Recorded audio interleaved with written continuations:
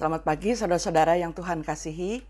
Di pagi hari ini kembali kita akan bersama membaca serta merenungkan firman Tuhan sebelum kita memulai dengan segala aktivitas kita sepanjang hari ini. Untuk itu mari kita berdoa. Bapa kami yang di surga, di pagi hari ini kembali kami datang ke hadapan-Mu.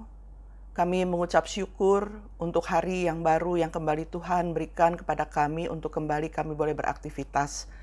Sebelum memulai dengan semua itu ya Bapa, kami juga mau membaca serta merenungkan akan firman Tuhan. Pimpin kami, tolong kami untuk kami dapat memahaminya. Kami percayakan semuanya dalam pertolongan-Mu saja.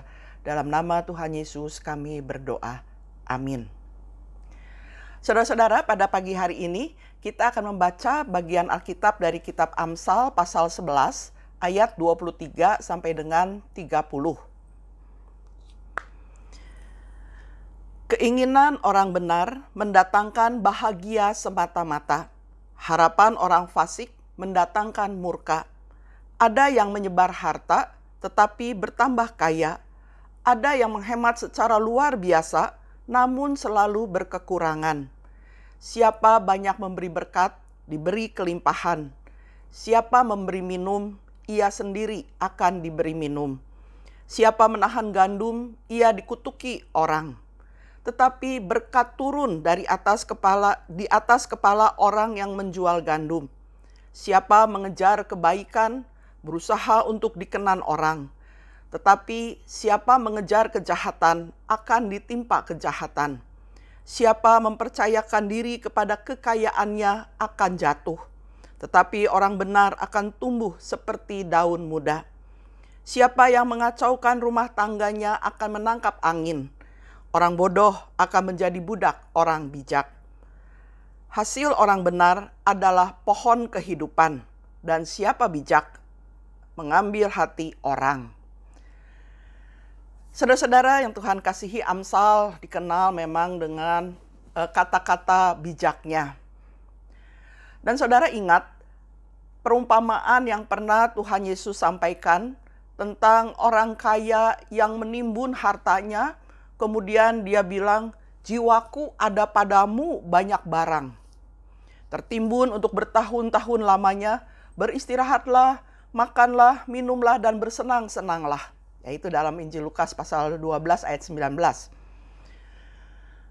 Dan Tuhan Yesus mengatakan, kalau orang seperti ini, orang yang mempunyai sikap seperti ini dalam hidupnya, menyikapi apa yang dia miliki, yang mengumpulkan harta bagi dirinya sendiri adalah orang bodoh.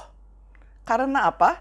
Karena ternyata dia tidak bisa menikmati semuanya itu karena meninggal. Ini sesuatu yang sia-sia. Saudara, begitulah manusia. Bahwa dalam menyikapi milik kepunyaannya bisa berbeda-beda. Ada yang berpikir ini adalah kesempatan. Aku bisa berbagi dengan sesama. Tetapi ada yang berpikir malah sebaliknya. Aku mau menikmati semuanya untuk diriku saja. Kemudian dia tidak peduli dengan sekitarnya.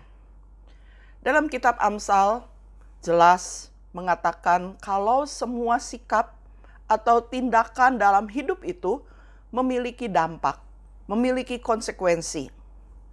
Kita lihat misalnya tadi ayat 23, ada dua yang disebutkan tentang orang, yaitu orang yang benar dan orang fasik. Orang benar dikatakan begini, keinginan orang benar mendatangkan bahagia semata-mata. Mengapa? Karena tidak ada keinginannya untuk melakukan sesuatu yang bisa merugikan orang lain. Yang ada hanya ingin melakukan hal-hal yang baik dan benar. Yang kemudian berdampak pada sekitarnya. Dia adalah orang yang tahu mengucap syukur dengan apa yang dimilikinya.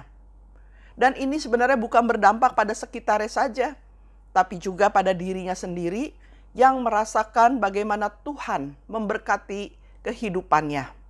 Ya, dalam ayat 25 tadi katakan, siapa memberi berkat, diberi kelimpahan. Siapa memberi minum, ia sendiri akan diberi minum. Maksudnya ia bisa mengucap syukur, dia bisa merasakan berkat Tuhan. Yang kedua, harapan orang fasik mendatangkan murka. Orang fasik adalah bukan orang yang tidak mengenal Tuhan. Orang yang mengenal Tuhan, tapi sikap hidupnya tidak sebagai orang yang mengenal Tuhan. Karena itu, yang menjadi harapannya bisa saja diwujudkan dengan cara yang salah. Bisa dengan menyingkirkan sesamanya, tidak peduli pada sekitarnya, sehingga dampak yang ada adalah rasa marah dari sekitarnya.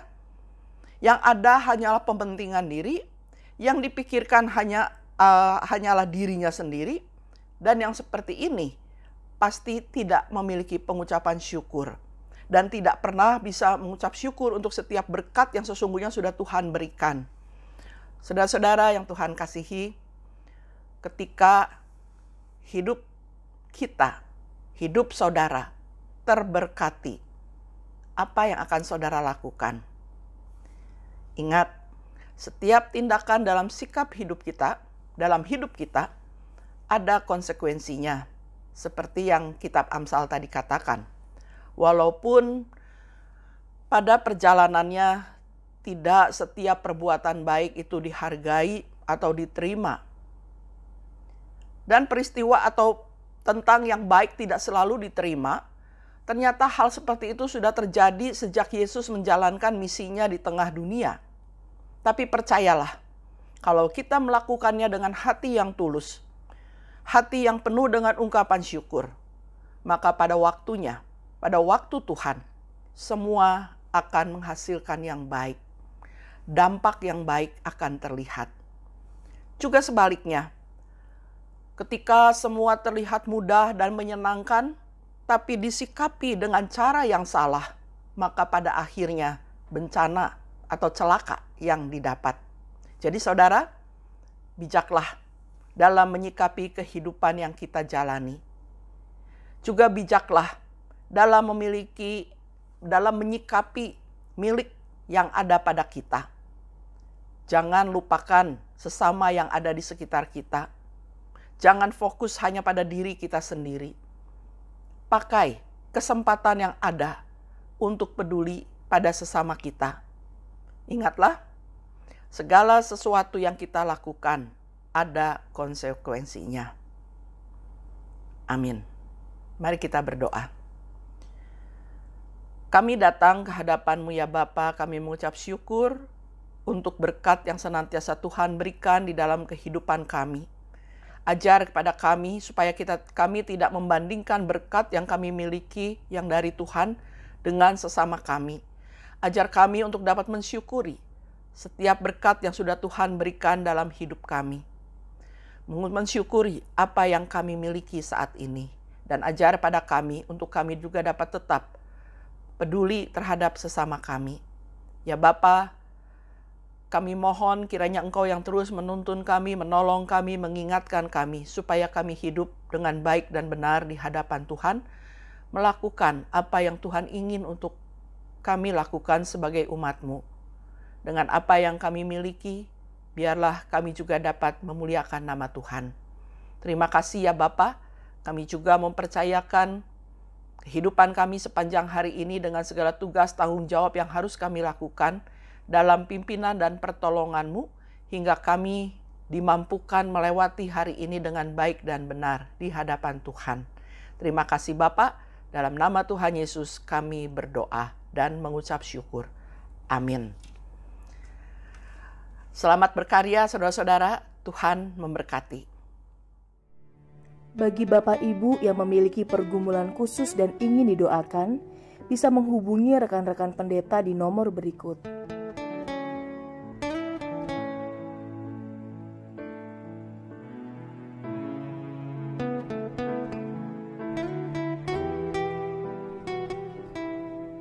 Tuhan Yesus memberkati.